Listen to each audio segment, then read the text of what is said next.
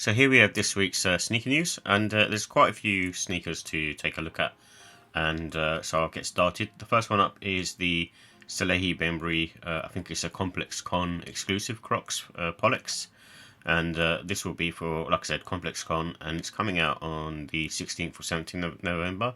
So because it will be limited, I imagine that will be one of those pairs that is basically quite difficult to get, and being a Complex Con exclusive, so it would be, one of those ones with limited numbers as well, I'm guessing.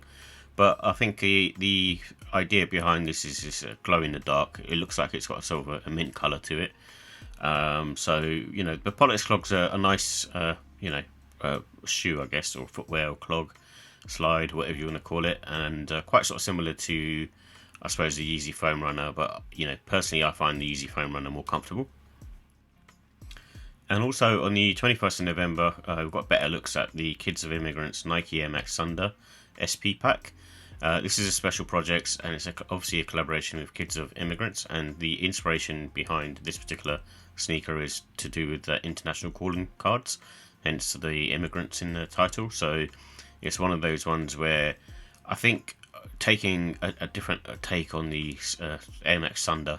However, I prefer the original model to this particular one, from my perspective. But the colorways are, quite nice. You got the sort of Persian purple color, and then also Persian violet color, and then also a Canyon gold type orange color.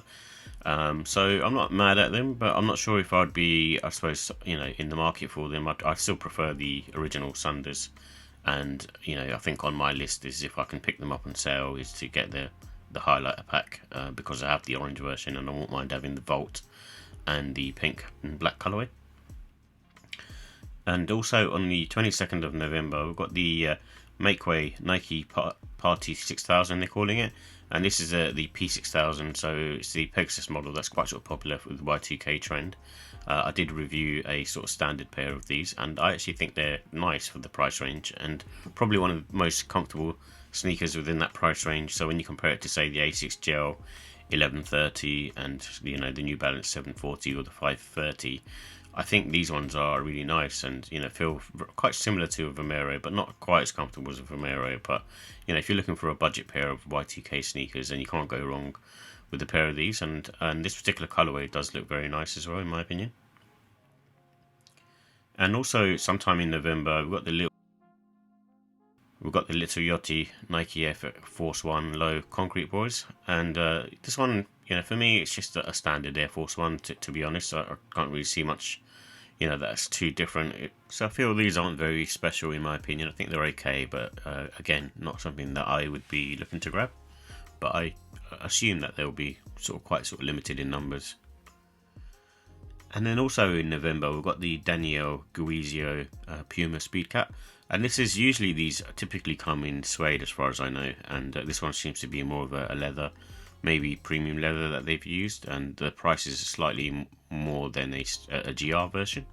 And I do like the model itself. I think this is one of the better, in my opinion, the better Puma models.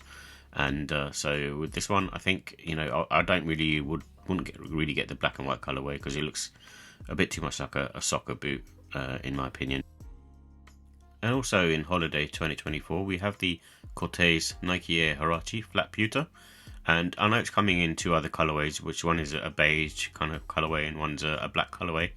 Personally, I really like these, and I like the Huarache model in general, so this is something that I would personally look to grab if I can for retail. And also in holiday 2024, which I think would be within the next month or so, is the Nigo Nike Air Force 3 Brick Brown. And I'm not really a fan of this colorway. I do like the silhouette. I think it's a cool silhouette, and I used to have these back in the 80s in the high version. However, I think this particular one I'm not too much of a fan of. I think there was the Planet of the Apes collab as well, but I'm not sure if this is the same one or not. But this particular one I don't like. There's another version which is more of a light brown, beige type colour, and I think that one was nicer. But again, I'm not sure if this one is Planet of the Apes one or the other one was, or whether they both are. Also in holiday 2024, we have the Travis Scott Nike Zoom Field Jaxx in the light chocolate colourway. This one, I'm just not a fan of the overall sneaker, in my opinion. I'm just not, it's not something that I would look to grab. It's got the sort of Spiridon midsole, outsole. The only thing that I like on it is the strap and the way the upper looks, but I think the upper, in combination with the midsole and outsole, just doesn't look right to me. And in January, we're going to have the Air Jordan 1 High OG Cinnabar. And from what my understanding is of this particular sneaker, it's part of their Rare Air collection.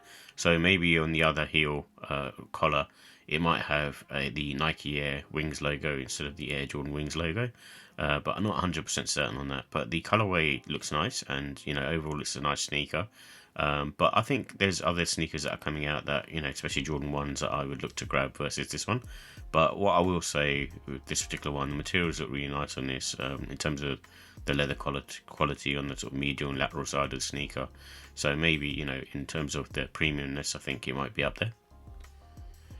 On the 23rd of January, we have the Air Jordan 11 Low Year of the Snake. And Jay, the sneaker guy, has already previewed these.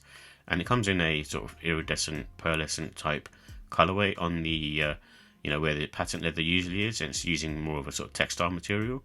But I think that looks pretty cool. And, the sneaker on the upper half is not, the ballistic nylon material. It's a leather material similar to the DMPs or the Gratitudes that dropped last year. So, it's okay. I'm not particularly a fan of Jordan 11s in general, but, it's a pretty nice colorway, in my opinion, quite neutral. And also on the 8th of February, and because it's Year of the Snake, you got the Nike Kobe 5 Year of the Mamba in Eggplant. I've previewed these before, and these are sort of better pictures of this particular sneaker, but I'm still not a fan of them. And in spring 2025, we're going to have the Nike Zoom Vomero 5, and this is in Cloud White, and it's quite similar to the Photon Dust colorway that released. So, it's a standard fare really, and again, it's a simple colorway, but it works for a Vomero. And also in September 2025, announced by Sneaker Files, is the Infinite Archives Air Jordan 17 Low. Infinite Archives, what I believe, is a retailer or streetwear brand, and this seems to be their sort of first collab with Jordan brand. The sneaker looks, if it's just kind of like a mock-up really, but the sneaker looks nice, and I think it's in 2 different colorways, and they're quite similar. And I think the only thing that's different is the heel clip and the lace loops, where they're, I think, in gold color. But other than that, I think the Jordan 17 is not really my cup of tea. But this particular one, if they're judging from the mock-ups, it's quite neutral and looks clean. And to be confirmed, and this is another one that's going to be releasing with Goat, which I find a bit odd really. And it's the Oregon Nike Dunk Low, and this seems to be part of the Birds of a Feather pack, and it's just taking the one that had come out with the green colorway and just turning it into sort of black grey color, which I'm not mad at. I think it looks pretty cool actually in this particular colorway, just because it's just a bit more neutral and easy to wear. And this is to be confirmed, but this is by Nike Yardrunners, and this is the Air Force 1 Low. I'm just not a fan of pony hair, and this one seems to have a lot on it. So if it didn't have that, initially when I looked at them, I thought, oh, they look cool, but when you sort of get a closer look and you see the pony hair on there, I'm just not a fan of it. And also to be confirmed is the Nike Air Max TL 2.5 Pink. I think there'll be quite a few different colorways on this. There's also an orange and black colorway coming out soon in the next week or so, and I'm sure they'll release a Vault colorway, for example, or the OG colorways that did come out previously. So yeah, for me, I'm kind of probably will wait for a nicer colorway to come out for me to buy it. But this colorway is nice actually, the pink one. But personally, I'd rather wait for something that's more, easily wearable, I guess. And also to be confirmed is the Bape Adidas Orketro collection. This is coming in 3 different colorways. So there's like a darker sort of maroon, burgundy type color. Also sort of a black sort of color, and then the blue and yellow with the green on it.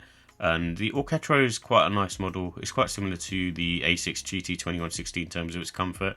So not like anything too special, but it's quite sort of neutral, easy to wear. And I actually think this looks nice as well in terms of the Adidas silhouettes from the runners that they have. And I especially like the sort of Sean Wotherspoon collab. But this one is nice actually, and with the Bape logo on it. And usually I'm not a fan of Bape sneakers, but I think this one does actually look very nice.